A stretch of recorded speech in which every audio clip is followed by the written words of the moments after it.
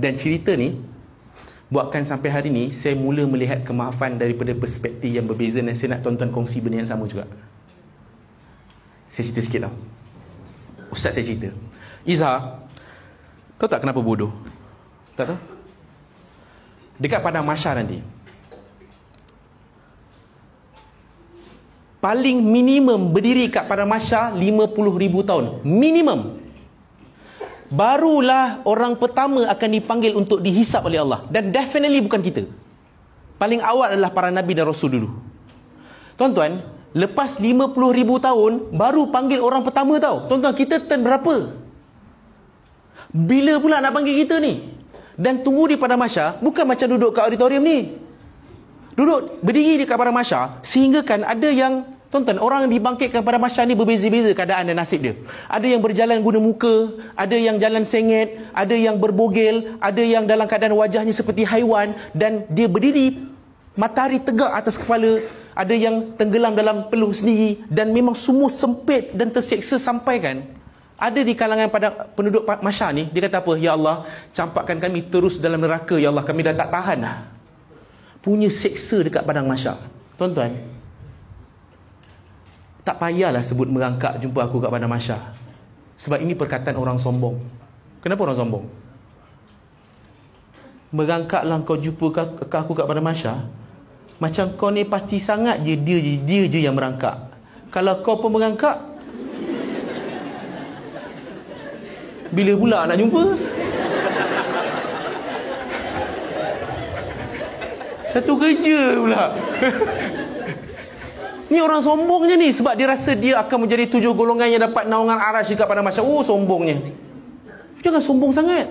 Ni saya lah jangan sombong sangat.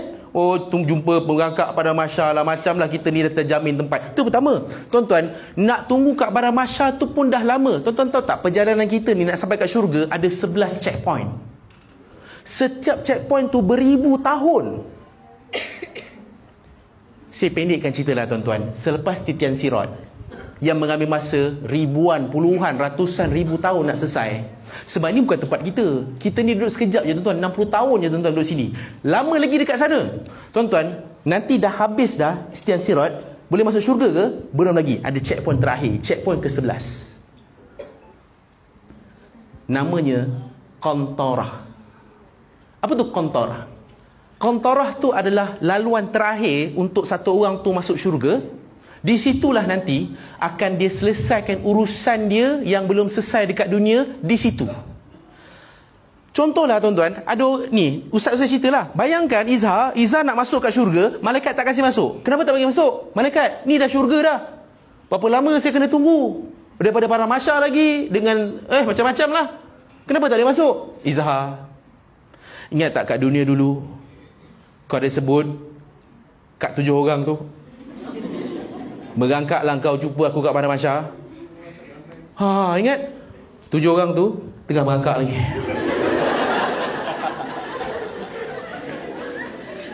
Tuan-tuan, kena pula jenis dosa banyak tuan-tuan. Berapa lama pula aku nak kena tunggu?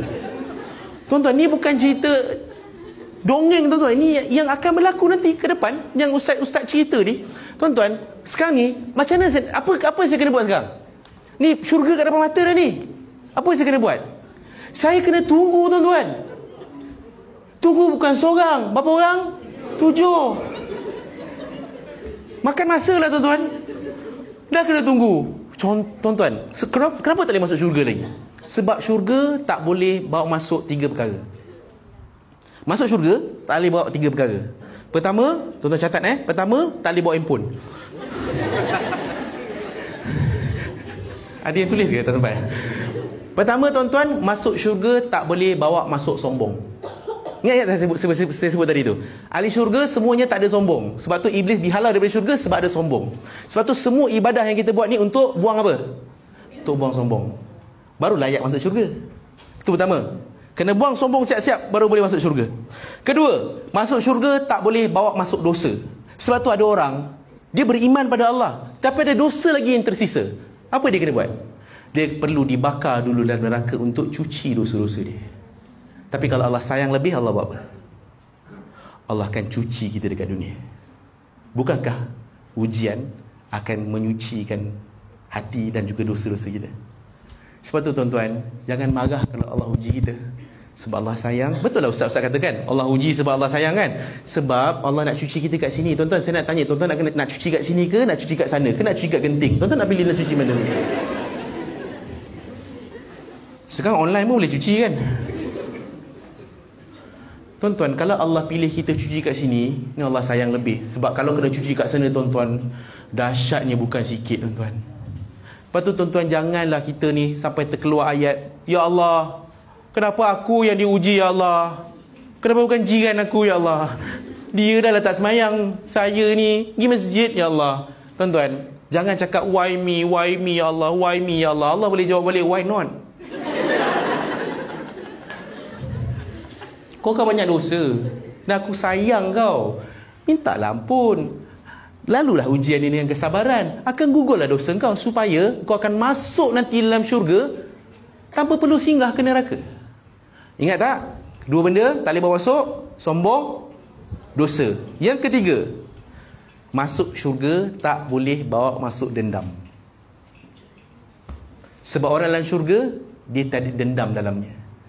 Iblis sampai hari ini dan sampailah bila-bila diharamkan masuk dalam syurga sebab dia masih berdendam dengan Nabi Adam AS. Saya pun kena tunggulah. Datanglah seorang, berangkat seorang, cukup 7 depan saya ni. Sekarang saya nak tanya, saya kena buat apa? Selepas berapa ratus ribu tahun saya tunggu, sekarang ni 7 dah sampai. Kau ni dosa bukan main banyak, kau ni lama sangat aku tunggu dia. Contoh. Sekarang saya nak tanya, saya kena buat apa tuan-tuan? Apa yang saya kena buat waktu tu adalah apa yang saya boleh buat sekarang. Tapi saya tak nak buat. Kenapa? Sebab ego. Sekarang siapa yang rugi? Sebab tu saya cakap, memaafkan bukan untuk kebaikan dia, tapi untuk kebahagiaan kita, kebaikan kita.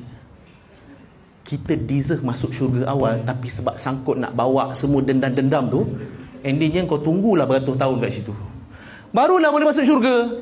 Tuan-tuan, kita ni nak pergi mana sebenarnya? Tuan-tuan, ni apa nak bawa dendam tu, nak bawa pergi mana? Tuan-tuan nak apa sebenarnya?